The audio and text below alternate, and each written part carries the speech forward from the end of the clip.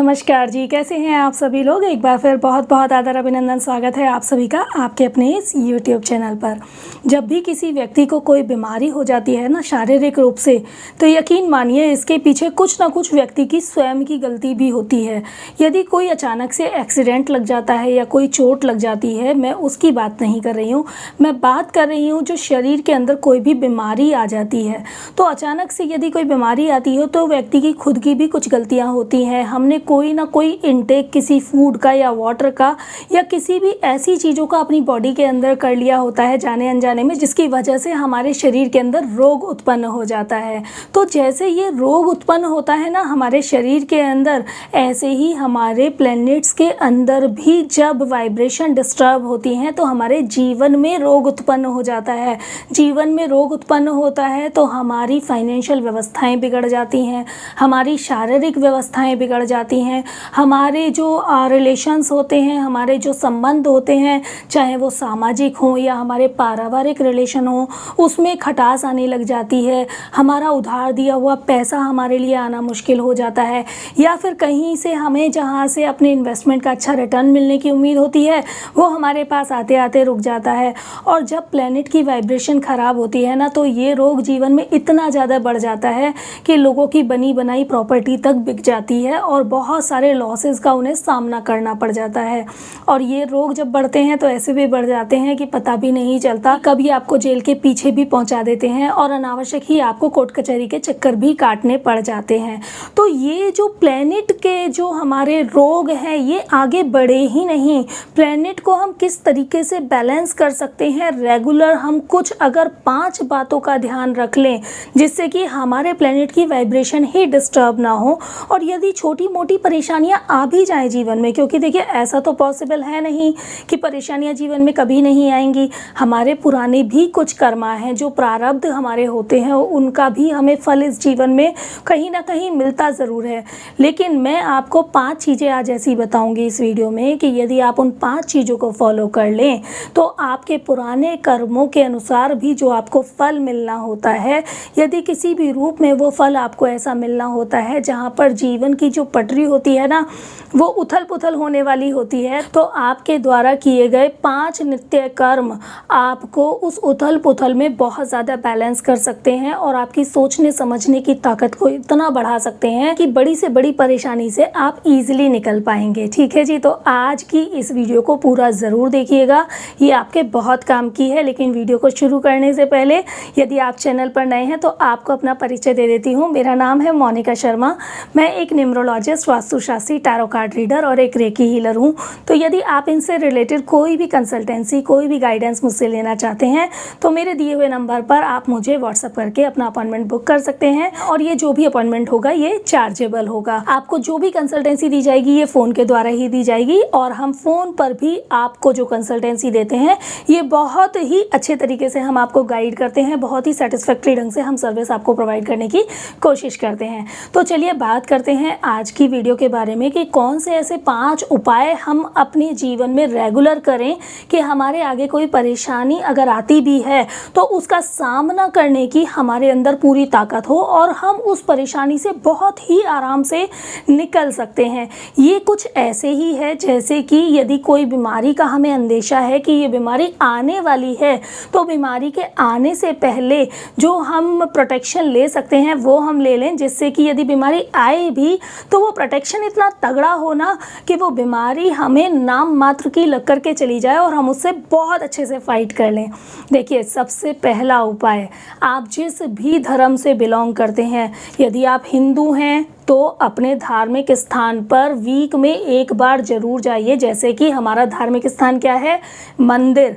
कोई भी आपके घर के आसपास का मंदिर है, एक बार सप्ताह में आप मंदिर जरूर जाएं। वैसे तो मैं आपको सजेस्ट करूंगी कि आपको डेली जाना चाहिए मंदिर, लेकिन यदि आप डेली नहीं जा पा रहे हैं तो सप्ताह में एक बार मंदिर आप जरूर जाइए। यदि आप मुस्लिम हैं तो एक बार अपना मस्जिद में जो आप नमाज़ पढ़ने जाते हैं वो ज़रूर जाइए। यदि आप सिख हैं तो आप गुरुद्वारे में ज़रूर जाइए, और यदि आप क्रिश्चियन हैं तो आप एक बार चर्च ज़रूर जाइए हफ्ते में। ये धर्म के हिसाब से भी और हमारे संस्कारों के हिसाब से भी और हमारे प्लैनेट्स को स्ट्रॉन्ग करने के लिए भी बहुत ज़्यादा ज़रूरी है। देखिए, आप किसी भी धर्म से बिलोंग करते हो, प्लैनेट आपके सबके साथ जुड़े हुए होते हैं। तो जो हमें धर्म में चीज़ें बताई गई हैं कि हमारे लिए मंदिर बने हैं, मस्जिद बने हैं, गुरुद्वारे बने हैं या चर्च बने हैं, हमें उनकी महत्वता को समझना चाहिए। उनकी जो वाइब्रेशंस होती हैं, उनकी जो ऊर्जाएं होती हैं, वो बहुत स्ट्रांग होती हैं। तो ऐसी जगह पर हमें हफ्ते में एक बार ज़रूर जाना चाहिए और कम से कम आधा घंटे का समय वहाँ लगा करके, वहाँ बैठ करके ध्यान करके ज़रूर आना चाहिए। ज़रूरी नहीं है कि आप वहाँ जाएं तो वहाँ पर जाने के बाद आपको भीड़ में लाइन में लग करके मंदिर में भगवान के पैर ही छूने ज़रूरी हैं। आप भीड़ भाड़ में ना घुसें, क्योंकि भीड़ भाड़ में यदि आप घुस रहे हैं तो आपने तो अपना समय व्यर्थ कर दिया ना वहाँ पर। आप बस मंदिर जाइए और मंदिर के एक कॉर्नर में चुपचाप शांति से बैठ जाइए और सिर्फ भगवान की तरफ अपना अटेंशन क्रिएट करते हुए, उनसे अपना बंधन बांधते हुए, उनसे अपने जीवन के लिए प्रार्थना कीजिए। जो भी सुख, समृद्धि, सौभाग्य आप चाहते हैं, जैसे अपने रिश्ते आप चाहते हैं, जैसा अपना फाइनेंस आप चाहते हैं, वो सभी प्रार्थना आप भगवान से करते हुए उनको धन्यवाद कीजिए उन सब चीज़ों के लिए जो उन्होंने आपको जीवन में दिया है। वहाँ पर जाके शिकायत मत कीजिए कि भगवान मैं बहुत दुखी हूँ, मैं मेहनत करता हूँ, मेरे पास पैसा नहीं आता। तो आप नहीं वाली कंडीशन मत लगाइए वहाँ पर, बल्कि आप जैसा पैसा चाहते हैं, जो तरक्की चाहते हैं अपने बिजनेस में या अपने जॉब में, वहाँ पर आप भगवान को धन्यवाद कीजिए उन सभी चीज़ों के लिए कि भगवान ये मुझे मिल रहा है आपकी कृपा से और मैं आपके लिए बहुत थैंकफुल हूँ। आप मुझे इस तरह की सुविधाएं दे रहे हैं जीवन में, जिससे कि मेरा जीवन बहुत सरलता के साथ चलता चला जा रहा है। इस तरह से आपको भगवान को ग्रेटिट्यूड ज़रूर करना है अपनी सभी चीज़ों के लिए। देखिए, यदि आप किसी चीज़ को बढ़ाना चाहते हैं ना, तो जो पहले आपके पास है उसके लिए आपको थैंकफुल होना बहुत ज़्यादा ज़रूरी है। यदि आप अपने रिश्ते को अच्छा करना चाहते हैं ना, तो पहले जो रिश्ते आपको मिले हैं अच्छे, उनके लिए थैंकफुल होना ज़रूरी है। यदि आप उनके लिए थैंकफुल होते हैं जो अच्छे रिश्ते मिले हैं, तो ऑटोमेटिकली आपके पास जो भी रिश्ते आएंगे ना, जिस भी तरह के लोग आपके पास आएंगे वो अच्छे ही आएंगे और उसी के अकॉर्डिंग आएंगे जैसा आप चाहेंगे। ठीक है, तो आपको हफ्ते में अपने धार्मिक स्थान पर ज़रूर जाना चाहिए। दूसरी चीज़, आपको दान की प्रकृति अपनी नेचर में रेगुलर करनी चाहिए। जैसे हम रेगुलर खाना खाते हैं ना भाई, हम सुबह को ब्रेकफास्ट भी करते हैं, हम लंच भी करते हैं, हम डिनर भी करते हैं। तो यदि हम अपनी बॉडी का ध्यान रखते हैं तो हम अपने प्लैनेट्स का ध्यान क्यों नहीं रखते? हमारे जितने भी प्लैनेट्स होते हैं उनके कनेक्शन किसी न किसी देवी देवता ईश्वर से होते हैं। यदि हम दान की प्रक्रिया को अपने आचरण में ले लेते हैं तो हमारे प्लैनेट स्ट्रांग हो जाते हैं। मेरे पास बहुत सारे लोग आते हैं जिनकी मैं कुंडली बनाती हूँ या मैं टैरो रीडिंग करती हूँ। जब मैं उनसे पूछती हूँ कि आप दान देते हैं, तो उनका मेरे से कहना होता है कि हाँ, हम दान देते हैं। हमारे जो भी कल्चर होते हैं, जैसे होली पर, दीपावली पर या संक्रांति पर। देखिए, जो भी आप फेस्टिवल पर दान देते हैं वो आपने एक नियम बना रखा है, क्योंकि वो फेस्टिवल का एक नियम है। दान की परिभाषा उस नियम के अनुसार नहीं होती। दान की परिभाषा क्या होती है? आपके हृदय से विचार आना चाहिए। आपको हृदय से लगना चाहिए कि जी, मैं ऑफिस के लिए निकल रहा हूँ और मैं ऑफिस के लिए जा रहा हूँ, तो मुझे रास्ते में कोई दिखाई दिया और मेरी जेब में ना 2 का सिक्का अचानक से खनक के बोल रहा है कि यार, ये सिक्का ना तेरे हिस्से का नहीं है, ये इसके हिस्से का, निकाल के दे दो। लेकिन आप सही मायनों में देखिए, क्या आप में से सब लोग ऐसा करते हैं? क्या दिन भर का 1 रुपया भी आप किसी को दान देते हैं? मैं ऐसे बहुत लोगों को देखती हूँ कि जो पानी की इच्छा तो रखते हैं, लेकिन जिनका हाथ दान देने के लिए नहीं चलता। ये बहुत गलत चीज़ है। अनावश्यक बीमारियाँ आपको आती रहेंगी, अनावश्यक दवाइयों पे आपके खर्चे लगते रहेंगे, अनावश्यक आपको फाइनेंशियली नुकसान होता रहेगा, क्योंकि जो जिसके हिस्से का है अगर आप उसको नहीं निकाल के दे रहे हैं तो किसी ना किसी बहाने से वो निकलता रहेगा। फिर बैठ करके आप दवाइयाँ खाते रहेंगे या आप फाइनेंशियली नुकसान लेते रहेंगे। तो इससे बेटर ये है कि आप हो सके के जितनी आपकी सामर्थ्य होती है उसके अनुसार आप दान का स्वभाव अपने अंदर ज़रूर लेकर के आ जाएं। इससे आपको बहुत फ़ायदा होगा। आप एक बार ना बिना लालच के और बिना किसी रिटर्न का सोच रखे हुए कि भाई मैं दान कर रहा हूँ तो मुझे बदले में बहुत कुछ मिलेगा, बिना इस लालच के और बिना इस सोच के आप दान करके देखिए, खुशी से दान करके देखिए। और दान करने के बाद ना भगवान को थैंक यू बोलना बिल्कुल मत भूलिएगा कि हे ईश्वर, थैंक यू सो मच, आपने मुझे इस काबिल बनाया कि मैं किसी को कुछ दान कर पाया, किसी को कुछ पैसा दे पाया। क्योंकि एक जो व्यक्ति होता है ना जो ऐसे हाथ करता है, वो ऐसा बन जाए जो ऐसे करके देना शुरू कर दे, तो उससे ज़्यादा बड़ा भाग्य किसी का नहीं होता। तो ईश्वर से प्रार्थना करती हूँ कि आप और मैं हमेशा ऐसे रहें कि कभी हमारा हाथ ऐसे हो ही नहीं, हमारा हाथ भगवान ऐसे ही रखे, हमें इस काबिल रखे कि हम किसी को हमेशा सपोर्ट कर पाएँ, हमें वो ज़रिया भगवान बना पाए। तो इस सोच के साथ यदि आप दान देते हैं तो आपका किया हुआ दान आपको ज़रूर लगता है। क्योंकि जो आप किसी को देते हैं ना, वो आप अपने पास से नहीं देते, अपनी पॉकेट से नहीं देते, वो उसी के भाग्य का होता है जो आपके पास आया होता है। भगवान डायरेक्ट तो नहीं आएंगे ना किसी को कुछ भी देने के लिए, तो आपको वो ज़रिया बना रहे हैं, जैसे कि किसी और को ज़रिया बना रहे हैं आपको पैसा देने के लिए, बिल्कुल वैसे ही। ठीक है, तो दान देने के बाद कभी अभिमान आपको नहीं करना है। तो ये मैंने आपको 2 उपाय बता दिए। अब तीसरा उपाय अपने माथे पर ना आप टीका ज़रूर लगाइए। अब देखिए, यदि आप हिंदू धर्म से बिलोंग करते हैं तो आप रोली का टीका लगा सकते हैं, लेकिन यदि आप किसी और कम्युनिटी से बिलोंग करते हैं और आप रोली का टीका नहीं लगा सकते, या फिर आप हिंदू धर्म से भी हैं, तो भी मैं आपको एक टीका ऐसा बता रही हूँ जिसे आप रेगुलर भी लगा सकते हैं। क्योंकि मान लीजिए आप ऑफिस जाते हैं, डेली रोली का टीका लगाते हैं, तो लोग उस पर थोड़ा सा कमेंटिंग, थोड़ा सा टोकना भी शुरू कर देते हैं, जो शायद आपको अच्छा ना लगे। और वैसे भी मस्तिष्क की शीतलता के लिए भी आपको चंदन का टीका लगाना चाहिए। आप किसी भी धर्म से बिलोंग करते हैं, आपको सबको इंट्यूशन पावर की तो रिक्वायरमेंट होती है ना। हर कोई चाहता है ना कि मेरी इंट्यूशन पावर तेज़ हो, मेरी सोचने की क्रिया तेज़ हो, मेरी काम करने की क्रिया तेज़ हो, मेरी याददाश्त की क्रिया तेज़ हो। तो ये जो थर्ड आई होता है ना, ये आपकी इन्हीं सब क्रियाओं से जुड़ा हुआ होता है। तो जब आप चंदन का टीका लगाने लगते हैं तो एक तो आपका स्वभाव बहुत शांत होने लगता है।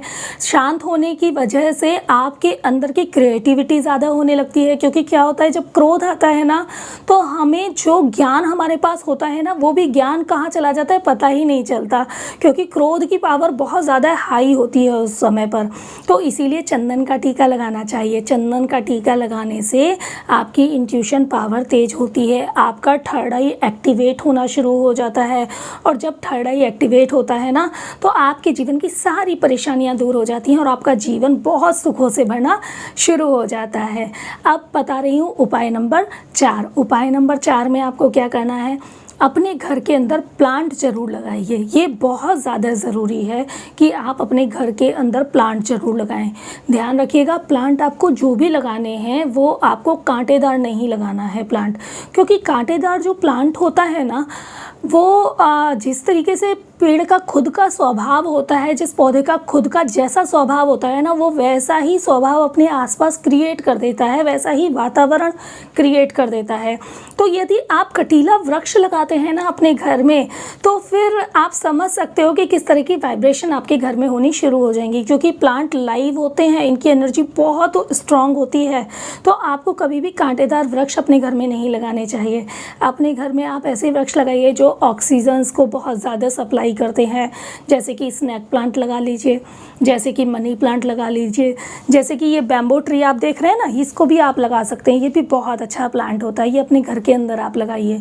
कोई भी अगर कॉर्नर आपके घर का खाली पड़ा हुआ है ना, तो उसमें प्लांट ज़रूर लगा दीजिए। उस कॉर्नर की वाइब्रेशन बहुत अच्छी होनी शुरू हो जाएगी। क्योंकि कॉर्नर में जाते जाते ना एनर्जी थोड़ी डंप होनी शुरू हो जाती है, या तो बहुत ज़्यादा हाई होती है या बहुत लो हो जाती है।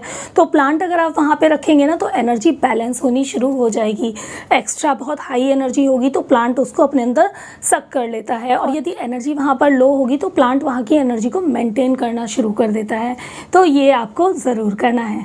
अब 5वां उपाय आपको बता रही हूँ। 5वें उपाय में आपको क्या करना है, देखिए, जितने भी जानवर हैं ना इस दुनिया के अंदर, वो इंसानों के ऊपर कहीं ना कहीं डिपेंड हैं, प्रकृति के ऊपर डिपेंड हैं। पेड़ पौधे यदि नहीं होंगे तो उनके खाने का साधन नहीं बनेगा। ऐसे ही शहरों में कुछ जानवर ऐसे हैं जिनका साधन हम लोग हैं। यदि हम उनके लिए एक रोटी डेली की निकालते हैं तो इससे उनका पेट भी भरता है और हमारी वाइब्रेशन भी स्ट्रांग होती हैं। जैसे कि आपको सुबह को एक रोटी गाय के लिए ज़रूर निकालनी चाहिए। गाय के अंदर वैसे भी सारे देवी देवताओं का निवास माना जाता है, तो गाय को अगर आप रोटी देते हैं तो आप साक्षात सभी देवी देवताओं के लिए भोग निकाल रहे हैं। ये बहुत आवश्यक है। पहले हमारे घरों में हमेशा गाय के लिए पहली रोटी निकाली ही जाती थी। रात को आपको डॉग के लिए एक रोटी ज़रूर निकाल के डॉग को खिलानी चाहिए, ये भी आपके लिए बहुत अच्छा होता है। इसके साथ ही सुबह को जब खाना बनता है ना, तो एक रोटी कौओं के नाम की भी ज़रूर निकालनी चाहिए।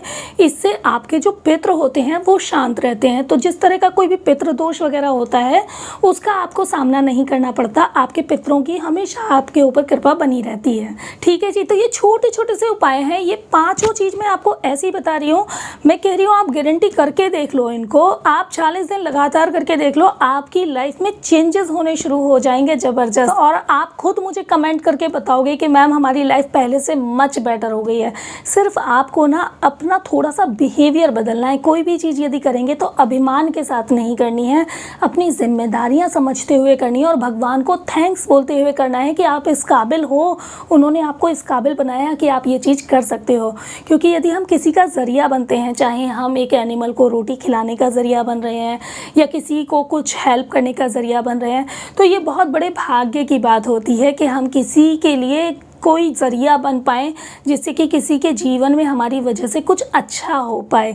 तो ये पांचों उपाय करके आप देखिए। और इसके साथ ही आपके जो भी ईश्वर हैं, जो भी आपके इष्ट देव हैं, जिस भी धर्म समुदाय में आप बिलोंग करते हैं, जिनको भी आप मानते हैं ना, हर समय उनका नाम हृदय से ज़रूर जाप करते रहिए। फिर देखिए सोने पे सुहागा हो जाएगा आपके जीवन में। आशा करती हूँ वीडियो आपको ज़रूर पसंद आई होगी, और वीडियो पसंद आई हो तो इसे लाइक और शेयर करना बिल्कुल मत भूलिएगा। साथ ही यदि चैनल पर नए हैं तो चैनल को सब्सक्राइब कर लीजिए। आने वाली जितनी भी वीडियोस हैं उनकी नोटिफिकेशन लेना चाहते हैं तो बेल बटन को भी ज़रूर प्रेस कर दीजिएगा। और यदि आप ये नियम अपनी लाइफ में फॉलो करने जा रहे हैं तो मुझे कमेंट बॉक्स में कमेंट करके ज़रूर बताइएगा कि आपकी लाइफ में कैसे चेंजेस हुए हैं। मैं ईश्वर से प्रार्थना करूँगी कि वह आप लोगों को हमेशा सुखी रखें, हमेशा स्वस्थ रखें और हमेशा बहुत धनवान रखें और बहुत मान सम्मान आपको इस जीवन में मिले। ऐसी मैं ईश्वर से प्रार्थना करती हूँ। और इसी के साथ अब मैं चलती हूँ। जल्दी भेंट मुलाकात होगी आपसे किसी अगली नई वीडियो में। तब तक आप सभी को मेरी तरफ से नमस्कार।